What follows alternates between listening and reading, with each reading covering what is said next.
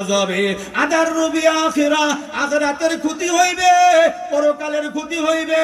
Oman আহাব্বা আখিরাতাহু, আর যারা আখিরাতকে ভালোবাসবে, যারা নামাজকে ভালোবাসবে, যারা মসজিদ মাদ্রাসায় টাকা দিতে ভালোবাসবে। আপনার এখন পকেটে 5,000 টাকা আছে, যদি মসজিদ মাদ্রাসায় 5,000 টাকা দিয়া দেন তাহলে কমবো কি কমতো না? হ্যাঁ, কইমা না না দেহা তো কমে যায়, কি বলেন কমে যায় না, পকেট থেকে কমে যায় না। হ্যাঁ ও বাবা, এখন জানবালা যদি একটা বিড়ি কিনে খান কি টাকা কমতো না? টাকা কমবো, যে বলতেছে আখিরাতরে ভালোবাসলে দুনিয়া কমবো। রাসূল বলেছেন আমান আহাব্বা আখিরা, আর যারা আখিরাতকে ভালোবাসবে। আখিরাতে এই যে কবরে যদি ভালোবাসেন, কবরের আযাব যদি ভয় করেন, তাহলে কি আপনি গুনাহ করতে পারবেন? তাহলে কি আপনার সুদ খেতে পারবেন, ঘুষ খাইতে পারবেন, চুরি করতে পারবেন, ডাকাতি করতে পারবেন, বাটপারি করতে পারবেন? পারবেন না। তাহলে দুনিয়া কি হবে? এজন্য রাসূল বলেছেন উম্মত রে ওমান আহাব্বা আখিরা, আর যে আমার উম্মত আখিরাতকে ভালোবাসবে, আদার রাহুদ দুনিয়া, দুনিয়া তার কি হবে? ক্ষতিগ্রস্ত হবে। এখন তোমরা উম্মত কি করবা, কি ডিসিশন নেবেন?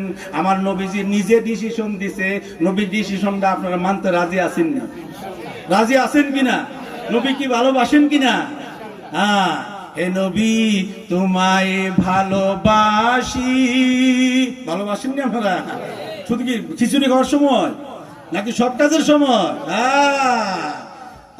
সব কাজের সময় আমার নবীজি একটা ডিসিশন দিছে।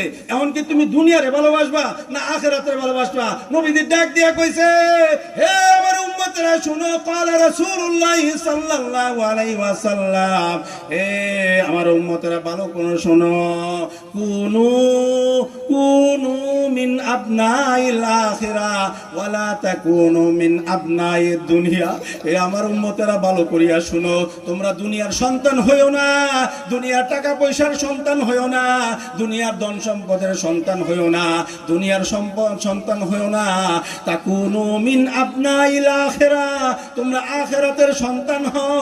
আখিরাত নিয়ে চিন্তা করো, তোমার কবরে তোমার কি হবে, তোমার হাসরে তোমার কি অবস্থা হবে, ওই মিজানে ফুলসিরাতে তোমার কি অবস্থা হবে। ও আমার উম্মতেরা, ওইটা তোমরা চিন্তা করো। এই জন্য আমার নবী বলেছেন, হে আমার উম্মতেরা কুনু মিন আবনাইল আখিরা, তোমরা আখিরাতের সন্তান হও। ওয়ালা তাকুনু মিন আবনাইদ দুনিয়া, তোমরা দুনিয়ার সন্তান হইও না।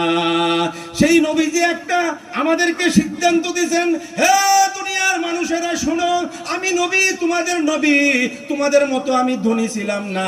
ও হাজী সাহেবানরা ডাক দিয়ে আমি বলি, এখানে অনেক হাজী সাহেব আছেন, কাবাগরে আসেন, গেছেন না আপনারা? কারা কারা গেছে হাতুডান? মক্কা মদিনা কারা কারা গেছে? আল্লাহ সবার হজকে কবুল করুন, আমিন। এখন আমি আপনার হাত নামান, আপনাদেরকে প্রশ্ন করি, মক্কা যাইয়া নবীজির বাড়িটা কতলা বিল্ডিং পাইছেন? 20 তলা, 100 তলা? শুধু স্মৃতি চিহ্নটা রাখার জন্য একটা জায়গা করে রাখছে সরকারের।